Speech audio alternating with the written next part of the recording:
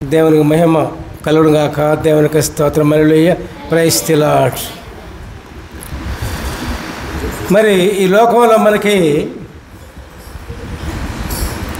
బాధలు వస్తాయి, రావండి, వ్యాధులు వస్తాయి, కష్టాలు వస్తాయి, నష్టాలు వస్తాయి, అన్నీ వస్తాయి.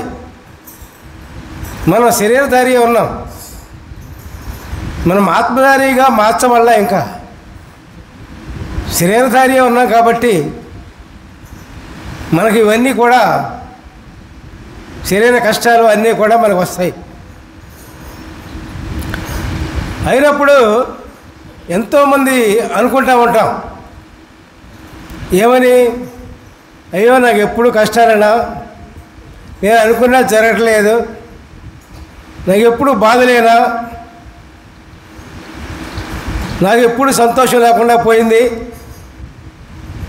ఇవన్నీ కూడా మనం ఆలోచనలో ఉంటాయి, అవునా కదా? ఎందుకంటే మనం బలహీనం కనుక, మనం ఎటు మాట్లాడలేక మన పరిష్కారం చేసుకోలేక ఉన్నాం కనుక ఆ విధమైన ఆలోచనలు మనకు వస్తాయి. అన్నీ కూడా మనకు ఇష్టంగా జరగవు, మనకు అనుకూలంగా జరగవు. మన ఇష్టాలన్నీ కూడా పక్కన పెట్టి దేవునికి మన జీవితాన్ని దేవునికి ఇష్టానుసారంగా వదిలేసేయాలి, దేవునికి ఇష్టంగా వదిలేసేయాలి. ప్రభువా, నా జీవితం నీది, నా జీవితం నీ ఇష్టానుసారంగా నడిపించాయా, నీ ఇష్టమైన రీతిలో ఏ విధంగా చేస్తావో నాకు తెలియదు, కానీ నేను వేసుకున్న ప్రణాళికలు, నేను వేసుకున్న ఆలోచనలు అవి వద్దు ప్రభువా, కేవలము నీ ఆలోచన ప్రకారమే, నీ చిత్తం ప్రకారమే, నీకు ఇష్టమైన రీతిగా నా జీవితాన్ని సమకూర్చు ప్రభువా అని దేవుణ్ణి అడగాలి. అది మన ఆలోచన, దేవుణ్ణి అడిగే విధానం అది. అంతేగాని మనకి కోరికలు ఎన్నో ఉంటాయి. శరీరం ఉంది కదా, శరీరానికి ఎన్నో కోరికలు ఉంటాయి. ఆ కోరికలను తీర్చుకున్నామంటే పరలోక రాజ్యం ఏముండదు అక్కడ. శరీర కోరికలతో జీవించేవాడు, శరీర కోరికలతో ఉండేవాడు, శరీర కోరికలతో జీవితం గడిపేవాళ్ళు, శరీర కోరికలు కావాలని అనుకునేవాడు మరి దేవుని రాజ్యానికి వారసత్వం పొందలేడు. ఎందుకని? అది అంతే, దానికి రీజన్ ఏమి లేదు. ఇక దేవునికి స్తోత్రం చెప్పండి. హల్లెలూయా. Praise the Lord. శరీర కోరికలు దేవునికి విరుద్ధమైనవి. శరీర కోరికలు దేవునికి ఇష్టం లేదు, పనికిరాదు. మరి యేసు ప్రభువు ఈ లోకానికి వచ్చి ఏ విధంగా జీవించారో అందరికీ తెలుసు. మరి ప్రియులారా, ఆ విధమైన మార్గం మనం నేర్చుకోవాలి, ఆ విధమైన మాటలు మనం నేర్చుకోవాలి, యేసు ప్రభువు యొక్క ప్రవర్తన మనం నేర్చుకోవాలి, యేసు ప్రభువు కలిగిన గుణం మనం కలిగి ఉండాలి, యేసు ప్రభు కలిగిన ఆత్మను మనం కలిగి ఉండాలి. దేవునికి స్తోత్రం. మరి అంత అనేక మంది బాధల్లో అనుకునే మాటలు ఎట్లా ఉంటాయి అంటే దేవునికి వ్యతిరేకంగా ఉంటాయి మన ఆలోచనలు. ఎందుకంటే మన శరీర స్వభావం అట్టాడిది, దాన్ని ఎవరేం చేయాలి, స్వభావం అది. మరి ఇక్కడ యోబుకి ఎంతో బాధ వచ్చింది. అటువంటి సందర్భంలో మొత్తం కోల్పోయాడు యోబు, మొత్తం కోల్పోయాడు, కంప్లీట్ ఏమీ లేదు అసలు. అటువంటిప్పుడు యోబు ఏమనుకుంటున్నాడు చూడండి. మనం కొంచెం బాధ వస్తేనే ఎంతో వ్యసనపడుతూ ఉంటాం, ఎంతో బాధపడుతుంటాం, ఎంతో ఇసుకుపోతుంటాం. యోబు చూడండి, ఎంత బాధ వచ్చినా, ఎంత కష్టం వచ్చినా, ఎంత నష్టం వచ్చినా ఏమనుకున్నాడు చూడండి ప్రియులారా.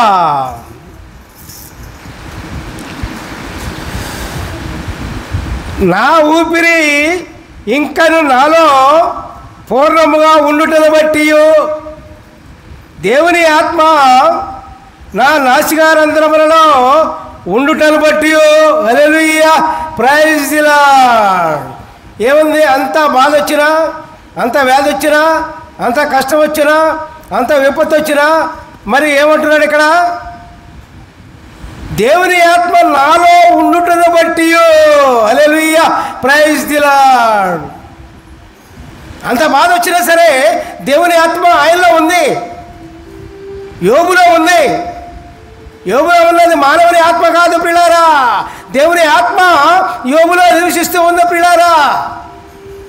అట్లాగే మానవుని ఆత్మ కాకుండా, మన ఆత్మ కాకుండా దేవుని ఆత్మ మనలో నివసిస్తే మనం కూడా ఈ విధంగా మాట్లాడతాం ప్రియులారా. దేవునికి స్తోత్రం. ఏం అంటున్నాడో, ఏం మాట్లాడుతున్నాడో చూద్దాం ఒకసారి. దేవుని జీవము తోడు, సర్వశక్తుని జీవము తోడు, నిశ్చయముగా నా పెదవులు అబద్ధము పలుకుటలేదు, నా నాలుక మోసమును ఉచ్చరించుటలేదు. మీరు చెప్పినది న్యాయమని నేను ఎంత మాత్రమును ఒప్పుకోను. మీరంటే ఇక్కడ ఎవరంటే ముగ్గురు స్నేహితులు ఉంటారు యోబుకి, వాళ్ళు పుల్లలైనా కూర్చుతూ ఉంటారు. అట్లాగే మన బాధ వచ్చినప్పుడు మనం ఉంటారు చుట్టుపక్కల వాళ్ళు కూడా పుల్లలైనా కూర్చుతూ ఉంటారు పిల్లారా. మరి యోబుకు కూడా ఉన్నాడు. యోబు స్నేహితులు మంచివాళ్ళు అవునో కాదో మనకు తెలియదు, కానీ యోబుని బాధ వచ్చినప్పుడు ఓదార్చకుండా పుల్లలైనా గుచ్చుతూ ఉన్నారు యోబుని. అటువంటి వీరు అని అక్కడ వాడారు. దేవునికి స్తోత్రం. Hallelujah, praise the lord. అయినా సరే మరణము వరకు యోబు అంటూ ఉన్నాడు, మరణము వరకును నేనెంత మాత్రమును యథార్థతను విడువను. హల్లెలూయా, ప్రైజ్ ది లార్డ్. అంత బాధ వచ్చినా ప్రియులారా, అంత వ్యాధి వచ్చినా ప్రియులారా, అంత వ్యాకులం వచ్చినా ప్రియులారా, నేను మరణించే వరకు కూడా ఏమంటున్నాడు? యథార్థతను విడువను. ఎందువల్ల పలుకుతున్నాడు ఆ మాటలు? సొంత ఆత్మతో అటువంటి మాటలు మాట్లాడలేరు. దేవుని ఆత్మ ఆయనలో ఉన్నప్పుడే, దేవుని ఆత్మ యోబులో ఉన్నప్పుడే ఆ మాట మాట్లాడగలుగుతున్నాడు ప్రియులారా. అట్లాగే మనలో కూడా దేవుని ఆత్మ ఉన్నట్లయితే, ప్రభు ఆత్మ ఉన్నట్లయితే, యేసే ఆత్మ ఉన్నట్లయితే మనము కూడా ఆ విధమైన మాటలు వస్తాయి మనకు కూడా ప్రియులారా. దేవునికి స్తోత్రం. మనకు వచ్చే అంత బాధ రావు, ఏదో చిన్న బాధలు వస్తాయి, పెద్ద బాధలు ఏమి రావు, చిన్న బాధలే వస్తాయి. ఎందుకంటే మన అప్పుడేమో యేసుప్రభు వారు భూమి మీద లేరు, ఇప్పుడు యేసుప్రభు వారు భూమి మీదకి వచ్చి ఆయన మన పాపాలన్నింటికి ఒక రక్షణ ఇచ్చారు. దేవునికి స్తోత్రం. అందుకని ఇది కృపాయుగము అని పిలుస్తారు. ఏ యుగం అండి? కృపాయుగము అని.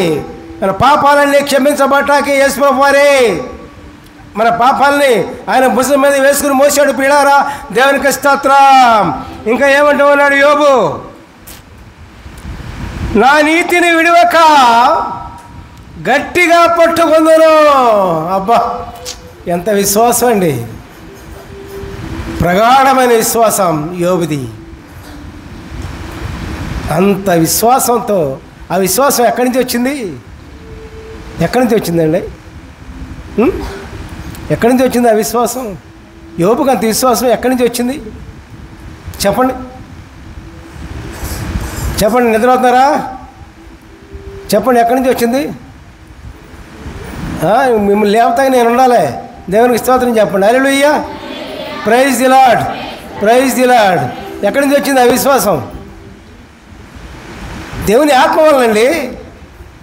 దేవుని ఆత్మ వల్లనే. దేవుణ్ణి ఎక్కువగా ప్రేమించాలన్నా దేవుని ఆత్మ వల్లే వస్తుంది.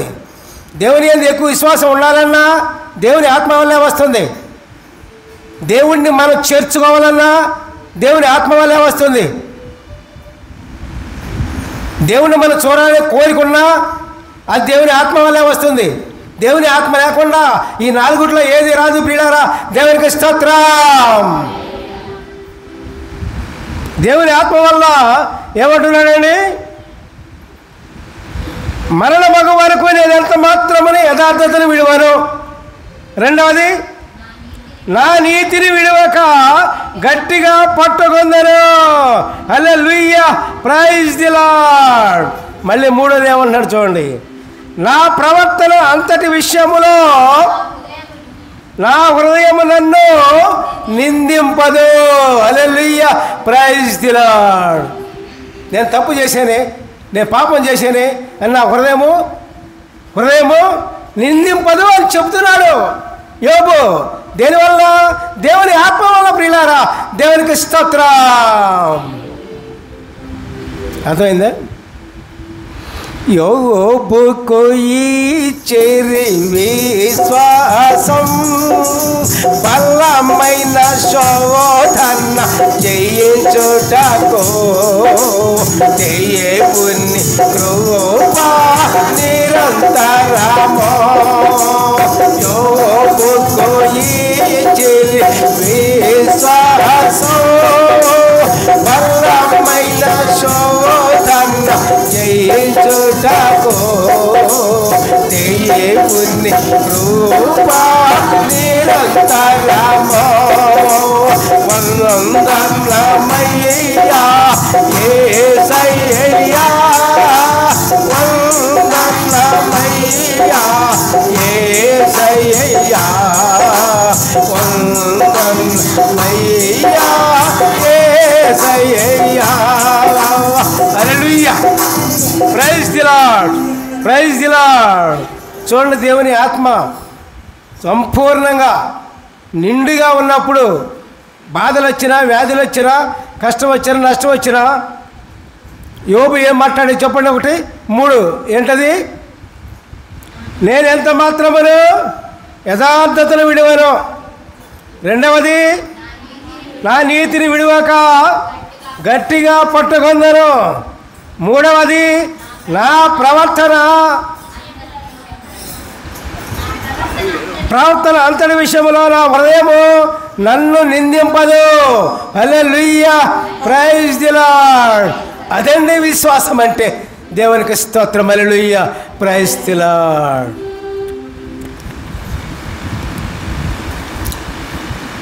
ఎంత గొప్ప విశ్వాసం దేవుడు యోబుకి ఇచ్చాడు. చూడండి ప్రియులారా, దేవుడు నిర్ణయించాడు విశ్వాసానికి. ఒక్కొక్క భక్తుని బైబిల్లో ఒక్కొక్క గుణానికి సాదృశ్యంగా దేవుడు బైబిల్లో అక్కడ పెట్టారు.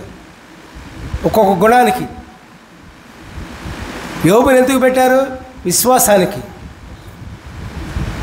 కష్టాల్లో, నష్టాల్లో విశ్వాసం నుండి వచ్చినప్పుడు, కష్టాలు వచ్చినప్పుడు ఏ విధంగా ఉండాలి, మనసు ఏ విధంగా జీవించాలన్న విషయంలో అక్కడ యోబుని పెట్టాడు పిల్లారా దేవుడు. దేవునికి స్తోత్రం. Hallelujah, praise the lord. కాబట్టి పిల్లారా, అందుకే దేవుని ఆత్మ మనలో నివసించాలి. మనలో ఏమి నివసించాలి? ఇంకేదైనా నివసించచ్చా? మీలో ఏమో చెప్పండి. మీలో ఏముంది చెప్పండి. మీలో ఏముంది చెప్పండి. మీలో చెప్పండి. ఏదో ఉంటుందిగా, ఉండకుండా ఏడ ఉంటుంది? ఇది మనసయ్యా. దేనన్నా నమ్మచ్చు, కానీ మనసు నమ్మడానికి లేదు. మనసు అంత చండాలమైంది ఏదీ లేదు. మానవ మనసు అంత చండాలమైంది ఏదీ లేదు. కోరుకునే బురదలో పడిపోద్ది. అది బైక్ రావాలంటే దేవుడు రావాల్సిందే. మరి మళ్ళీ ఏమని చెప్పండి. మీరు చెప్పట్లా, దాచుకుంటున్నారు. మీరు చెప్పండి. హల్లెలూయా చెప్పడం పని. Hallelujah, praise the Lord, praise the lord.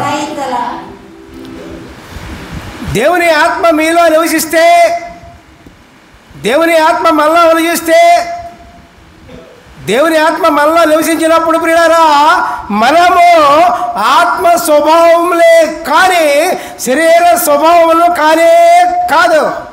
Hallelujah, praise the lord. అందరూ కూడా ఆత్మ స్వభావములుగా మార్చబడాలి ప్రియులారా. ఆత్మ స్వభావం కలిగిన వారిగా మనము మార్చబడాలి ప్రియులారా.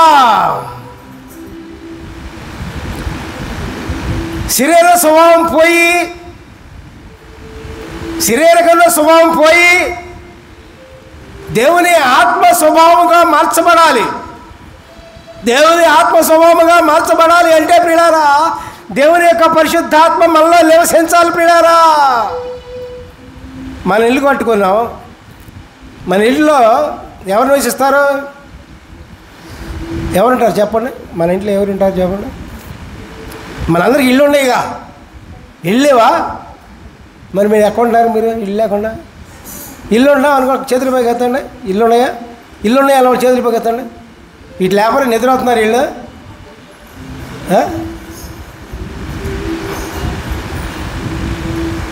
ఇల్లు ఉన్నాయా? ఉన్నాయా? మీ ఇంట్లో నివసిస్తారా? మీ ఇంట్లో పొరుగుడు వచ్చి నివసిస్తే మీరు ఊరుకుంటారా? ఊరుకుంటారా? ఎందుకని చెప్పండి. నోరు తెరవండి. ముత్యాలు రాలుతాయా? మీ నోట్లో ముత్యాలు పెట్టుకున్నారా? మాట్లాడండి. మేము ఏరుకుంటాం మీ ముత్యాలని. మాట్లాడరా? మోగోళ్ళలాగా ఉంటారేమ్మా. గట్టిగా చెప్పండి. హల్లెలూయా చెప్పండి. హల్లెలూయా.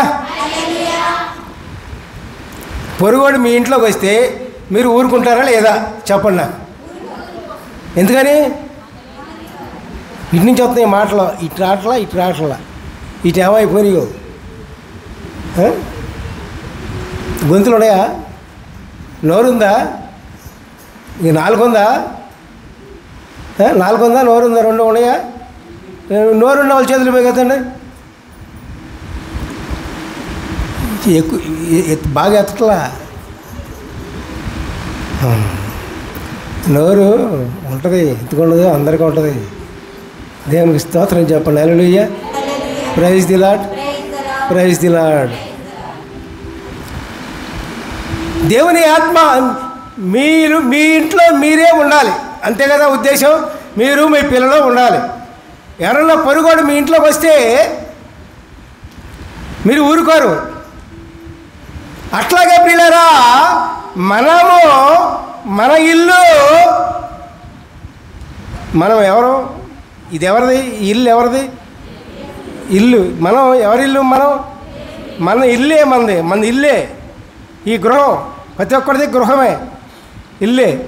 ఈ ఇల్లు ఎవరిది? దేవుని ఇంట్లో ఉంటే ఊరుకుంటాడు దేవుడు? మీలో దేవుడు తప్ప, యేసయ్య తప్ప ఇంకెవరన్నా నివాసం చేస్తే దేవుడు ఊరుకుంటారండి? ఊరుకుంటారా? ఊరుకారు. తన ఇల్లు పాడు చేస్తే దేవుడు ఊరుకుంటారండి? దేవుని ఇల్లు అయినా మన ఇల్లు మనం పాడు చేస్తే, మన ఇల్లు మనలో ఉన్న దురాత్మలు పాడు చేస్తే దేవుడు ఊరుకుంటాడండి? దేవుడు ఊరుకొని పిల్లరా. అందుకని మనలో ఉన్నటువంటి దురాత్మలు వెళ్ళగొట్టడానికి యేసయ్య ఆత్మను మనలోకి ఆహ్వానించుకోవాలి పిల్లరా. దేవునికి స్తోత్రం. అర్థమవుతుందా? ఏమర్థమైంది చెప్పండి? ఏమర్థమైందండి? ఏమర్థమైందంటే మాట్లాడు. కనీసం అదేనా చేయండి. పోటాడండి. మాట్లాడిపోయినా ఏమర్థమైంది చెప్పండి? ఏమర్థమైంది? దేవుని ఇల్లైన మనలో ఈర్ష్య, పగ, ద్వేషం, కొళ్ళు, కుట్ర, పాపము నివసిస్తే దేవుడు ఊరుకుంటారండి? ఊరుకోరు పిల్లారా. దేవునికి స్తోత్రం. అవన్నీ కూడా మనకు నష్టాలు చేశాయి. మన ఇల్లు పాడు చేశాయి. మన గృహాన్ని పాడు చేశాయి. మన శరీరాన్ని పాడు చేశాయి. మన శరీరాన్ని శ్రేష్టంగా ఉంచలేవు ప్రియులారా. అందుకని యేసయ్యా నువ్వు నాలోనికి రాయ్యా ప్రభువా అని వేడుకోవాలి మనం ప్రియులారా. దేవునికి స్తోత్రం. యేసు ప్రభు యొక్క ఆత్మ మనలో నివసించాలి. యేసు ప్రభు చనిపోయినప్పుడు మూడవ నాడు ఆ దేవుని ఆత్మ ద్వారానే యేసు ప్రభు వారు మూడవ నాడు తిరిగి లేచారు పిల్లరా. దేవుడు లేపారు ఆయన్ని. అట్లాగే పిల్లరా, మనలో దేవుని ఆత్మ నివసించినప్పుడు, దేవుని ఆత్మ ఉన్నప్పుడు మన ఇంట్లో మనలో దేవుని ఆత్మ ఉన్నప్పుడు ప్రియులారా మనము కూడా ఈ లోకంలో చెడ్డ అలవాట్ల నుండి మనము సమాధి చేయబడవచ్చు ప్రియులారా. దేవునికి స్తోత్రం. దేవుని ఆత్మ లేకపోతే మనకున్న శరీర చెడ్డ అలవాట్లను సమాధి చేయలేము. చాలా కష్టం ప్రియులారా. శరీర కోరికలు బహు కష్టం ప్రియులారా. అవన్నీ కూడా నశింపు అవ్వాలంటే దేవుని ఆత్మ మనలో ఉండాల్సిందే, దానిలో అనుమానం లేదు ప్రియులారా. ఎంతోమంది దేవుని ఆత్మ లేక, ప్రభు ఆత్మ లేక, యేసు ఆత్మ లేక నశించిపోతూ ఉన్నారు ప్రియులారా. దేవునికి స్తోత్రం. దేవునికి పనికి రాకుండా పోతూ ఉన్నారు ప్రియులారా. దేవునికి స్తోత్రం. అట్లా ఇష్టమా మీకు? దేవునికి పనికి రాకుండా పోతే ఇష్టమా? ఇష్టం లేదుగా. దేవునికి ఎట్లా ఉండాలి? దేవునికి పనికి వచ్చేలాగా మనం జీవించాలి. ఈ జీవితం ఎక్కువ కాలం ఉండదు. ఎన్నో యుగాలు గడిచిపోయినాయి, ఎన్నో తరాలు గడిచిపోయినాయి. ఆ యుగాల వాళ్ళు ఏమైపోయారో తెలియదు, ఎన్నో తరాల వాళ్ళు ఏమైపోయారో తెలియదు. మరి అటువంటి జీవితానికి ఈ జీవితం నశింపోవటం ఎవరికి ఇష్టం కాకూడదు ప్రియులారా. ఇది శాశ్వతంగా దేవుని దగ్గర ఉండాలంటే మనలో దేవుణ్ణి నివసింపనీయాలి ప్రియులారా. మనం మట్టితో తీయబడ్డ వాళ్ళం. మట్టి నుంచి తీయబడ్డ మనము ఈ శరీరం మట్టిలో కలిసిపోతుంది. ఇది తర్వాత మహిమ శరీరముగా మార్చబడి దేవుని దగ్గర చేరుతుంది ప్రియులారా. దేవుని దగ్గరికి వెళ్ళిపోద్ది. మట్టిలో కలిసిపోతుంది. దేనిలోకి వెళ్ళిపోతుంది ప్రియులారా. కాబట్టి ప్రియులారా, మనం దేవుని దగ్గరికి పోవాలంటే దేవుని ఆత్మ మనలో నివసించాలి. దేవుని ఆత్మ మనలో నివసించకపోతే మరి మన ఆత్మ దేవుని దగ్గరికి వెళ్ళలేదు ప్రియులారా. ఉదాహరణకు ఒకసారి చెప్పుకున్నాం మనం. మీరు పెళ్ళిళ్ళు బాగా వెళ్తారుగా, పెళ్ళిళ్ళకి ఫంక్షన్లకి ఇట్టడానికి బాగా వెళ్తారు వెళ్ళరు చెప్పండి. దీనికి మాట్లాడతలేదు ఏంది? ఫంక్షన్కి వెళ్తారా? వెళ్తారా? మాట్లాడరే వెళ్ళరా మీరు? అసలు వెళ్తారు. నాలుగు చేతులు పైకెత్తండి. వీళ్ళు చేతులు పైకెత్తడం మంచి వాళ్ళే, బాగానే ఉంది. ఈ ఎత్తనాలు ఏంది? వీళ్ళు వెళ్ళరా? వాళ్ళ ఫంక్షన్లు ఎరగరా? ఫంక్షన్కి వెళ్తారా వెళ్ళరా? చేయట్లా అసలు. మనకు ఆదిలే అనుకుంటున్నారు మీరు. వెళ్తారు గట్టిగా చేతులు పైకెత్తండి. మీ అందరూ వెళ్ళేవాళ్ళే నాకు తెలుసు. మీ చేతి వెళ్తామో నాకు తెలుసు. ఈ చర్చిలు కూడా మానుకుని వెళ్తారు మీరు అట్టటోళ్ళు.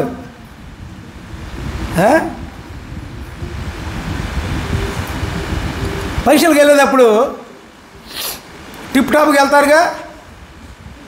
వెళ్తారా?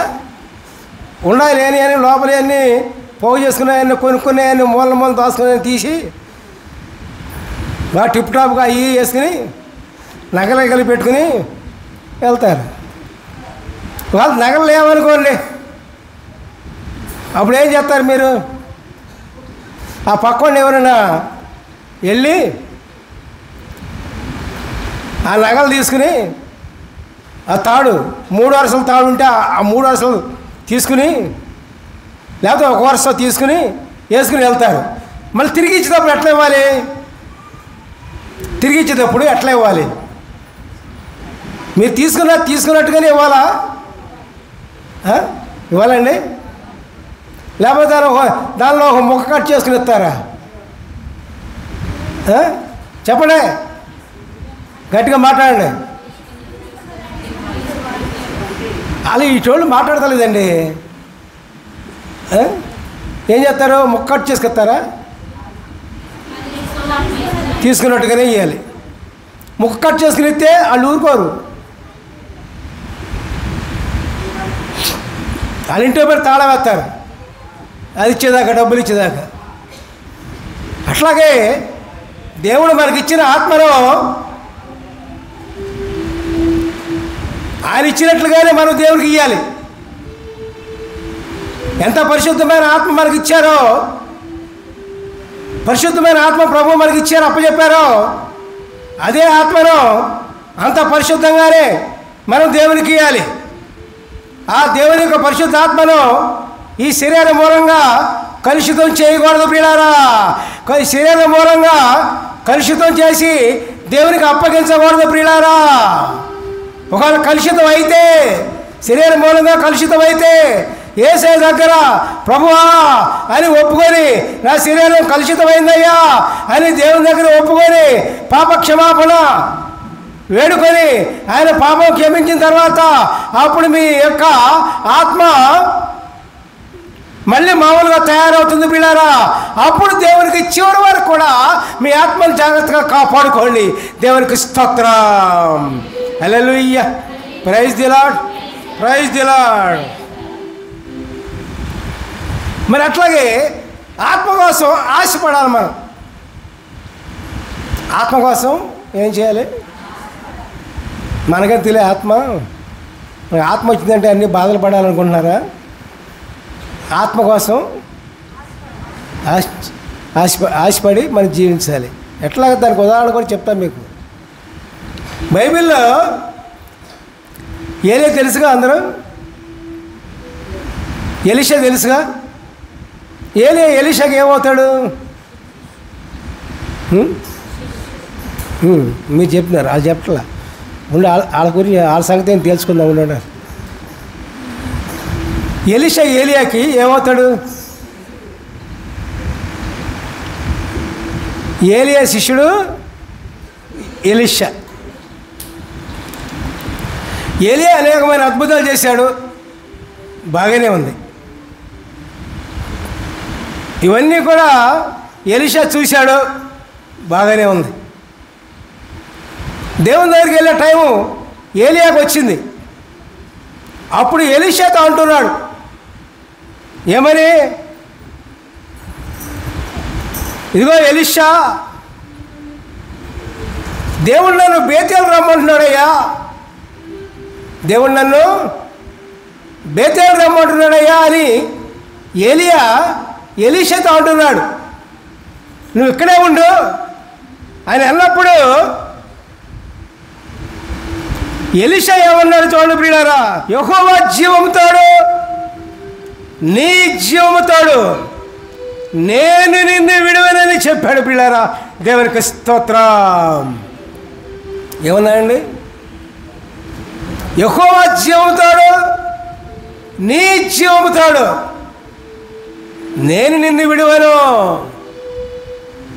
ఏలియాకి ఏమన్నా ఆస్తులు ఉన్నాయా? ఏలియా కానీ పెద్ద పెద్ద కంపెనీలు ఉన్నాయా? ఏలియాకి ఏమన్నా 1000 ఎకరాలు 5000 ఎకరాలు పొలాలు ఉన్నాయా?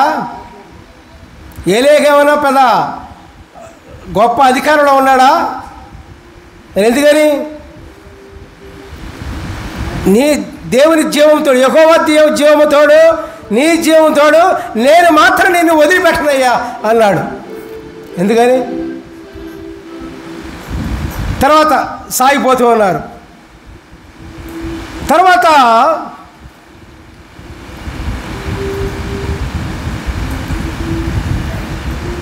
మళ్ళీ ఇంకోసారి అక్కడి నుంచి ఎరుకోకు వస్తారు. ఎరుకోకు వచ్చిన తర్వాత అప్పుడు మళ్ళీ అంటాడు ఎలీషాను, ఇదిగో ఎలీషా,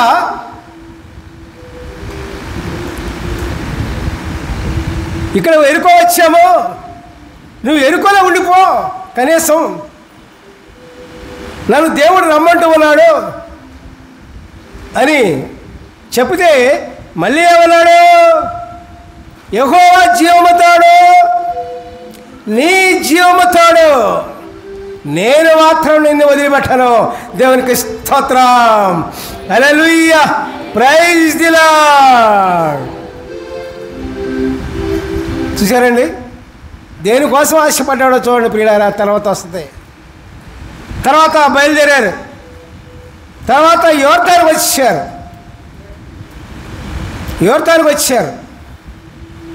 యోర్దానుకు వచ్చిన తర్వాత మళ్ళీ అడుగుతూ ఉన్నాడు ఏలియా, ఎలీషాను. ఏమని? ఇదిగో ఎలీషా, ఇంతవరకు వచ్చావు, నన్ను వదిలిపెట్టనన్నావు, నా నుంచి నీకేం కావాలయ్యా కోరుకో అన్నాడు. నాకు నేను ఇవ్వగలిగింది నీకు కోరుకో అన్నాడు. దేవునికి స్తోత్రం, హల్లెలూయా, ప్రైజ్ ది లార్డ్. అప్పుడు ఏమంటాడు చూద్దాం, మీకు చదివి వినిపిస్తాయి. ఇది 2వ రాజులు 2వ అధ్యాయం 9వ వచనం.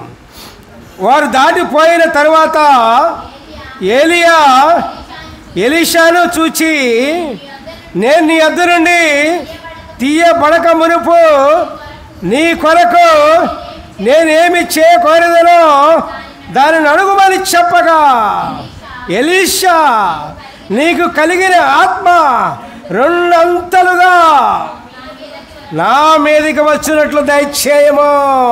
హల్లెలూయా, ప్రైజ్ ది లార్డ్. చూశారండి, ఆత్మను కోరుకున్నాడు. ఏలియాకున్న ఆత్మ కన్నా 2 అంతలు. చూసారా ఆశ, ఎలీషాకున్న ఆశ చూడండి. దేని మీద? మనకైతే దేని మీద ఆశ ఉంటుంది? మనకైతే ఈ లోకంలో దేని మీద ఆశ ఉంటుందండి? మొహం తిప్పుకుంటున్నారు. నాయన చూడరా, దేని మీద ఆశ ఉంటుందంటే బుడింగి నేడు తిప్పేశారు. మనకు దేని మీద ఆశ ఉంటుంది? ఈ లోకంలో భోగభాగ్యాల మీద, ఈ లోకపు గొప్పతనాల మీద, ఈ లోకపు అంతస్తుల మీద, అవన్నీ కోరుకున్న వాడికి ఈ లోకంలో ఏమి ఉండదండి. ఇది ఒకటే గుర్తు. అవన్నీ కోరుకున్న వాడికి ఈ లోకంలో ఏమి ఉండదు. ఏమి ఇవ్వటానికి కూడా ఇష్టం ఉండదు దేవునికి. ఎందుకంటే నువ్వు దేవుణ్ణి కోరుకుంటే, ప్రభువుని కోరుకుంటే, యేసుని కోరుకుంటే, యేసు ఆత్మను కోరుకుంటే, ఈ లోకంలో నువ్వు అడిగిన దానికంటే కూడా ఎక్కువగా ఇవ్వడానికి సిద్ధంగా ఉన్నాడు. పిల్లారా, దేవునికి స్తోత్రం. అనేక మంది మనుషులు ఈ లోకంలో ఏమీ పొందలేని కారణం ఏంటంటే ఇదే. దేవుని ఆత్మను కోరుకోరు, దేవుణ్ణి కోరుకోరు. అందుకని ఈ లోకంలో ఏమి పొందలేకుండా పోతున్నారు పిల్లారా, ఏమీ పొందుకోవట్లా. ఎందుకంటే అక్కడ ఈ లోకంలో కానీ దేవుని రాజ్యంలో కానీ ఏదైనా పొందుకోవాలంటే పిల్లారా పైనుంచి సిగ్నల్, పైనుంచి పర్మిషన్ ఉండాలి. అక్కడ దేవుని దగ్గర పర్మిషన్ ఉంటేనే మనకి ఈ లోకంలో ఏదైనా సాధ్యమవుతుంది. దేవుని కోరుకో, దేవుని ఆత్మను కోరుకో. ఈ లోకంలో తిరుగుండదు పిల్లారా. దేవునికి స్తోత్రం. అర్థమైందా? దేవుడు వివరంగా చెప్పారు కదండి. వివరంగా ఎంత చక్కగా చెప్పారండి బైబిల్లో. ముందు దేవుని రాజ్యాన్ని, ఆయన నీతిని మొట్టమొదటి వెతకండి అంటే మనం వెతికేది భూలోకమే. భూలోకాన్ని గురించి ఎదుగుతున్నాం కానీ దేవుని రాజ్యాన్ని ఎతకం, దేవుని నీతిని ఎతకం, దేవుని గుణం ఏది ఎతకం. మరి ఏది ఎతకండి ఈ లోకంలో ఏమొస్తుంది? తప్పిపోయిన కుమారుడు చూశారు కదా మీరు. చక్కగా దేవుళ్ళే ఉండి ఉండి ఉండి ఉండి ఉండి ఉండి లోకం అంటే రుచి పుట్టి, లోకం అంటే ఆశ పుట్టి, లోకం అంటే ఆశ రుచి అన్నీ పుట్టి చివరికి తిండికి కూడా లేకుండా పోయింది. దేవునికి స్తోత్రం. అంతేనండి, లోకాన్ని వెంబడిస్తే అంతే అవుద్ది. అనేక జనాంగాలకి జరుగుతుంది ఇదే. సరే గ్రహించండి, గ్రహించాలి పిల్లారా. మనం ఎన్ని కూడా గ్రహిస్తే మన జీవితాలు బ్రహ్మాండంగా ఉంటాయి. మీ జీవితాలు బాగుండేలే. దేవునికి స్తోత్రం చెప్పండి ఒకసారి. హల్లెలూయా చెప్పండి. దీనికి హల్లెలూయా చెప్పడం బాగా వచ్చారు. దేవునికి స్తోత్రం చెప్పండి. Hallelujah, praise the lord. కాబట్టి పిల్లారా దేవుని కోరుకోవాలి. మొదటి నుంచి ఆ తపన అయితే ఆ తపన ఉండాలి. ఎలీషా తపన చూడండి పిల్లారా. వెంబడిస్తున్నాడు, వెంబడించాడు. మరి దేవుని ఆత్మ 200 ఆత్మను పొంది ఎలీషా అనేకమైన అద్భుతాలు చేస్తాడు పిల్లారా. చనిపోయిన వాళ్ళు కూడా బతికిస్తాడు పిల్లారా. దేవునికి స్తోత్రం. అలా శవం సరిపోయినా పాతిపెట్టినప్పుడు, ఎలీషా చనిపోయినప్పుడు పాతిపెట్టినప్పుడు ఒక చనిపోయిన శవాన్ని ఎలీషా సమాధిలో ఉంచినప్పుడు ఎలీషా చనిపోయిన ఎముక తగిలాడు బతికాడు. చూశారండి? అంటే శరీరం ఏది చావలా, మహిమ శరీరంగా మార్చబడి ఉంది. అక్కడ దేవుని ఆజ్ఞ వచ్చినప్పుడు వెళ్ళిపోద్ది. మరి ఇదంతా గొప్ప మర్మం అండి. మీకు అర్థమవుతుందో అర్థం కాదో నాకు తెలియదు, కానీ పిల్లారా మరి ఈ యొక్క గొప్ప మర్మాలన్నీ మరి దేవుడు పలికిస్తూ ఉన్నాడు. జాగ్రత్తగా అర్థం చేసుకోండి.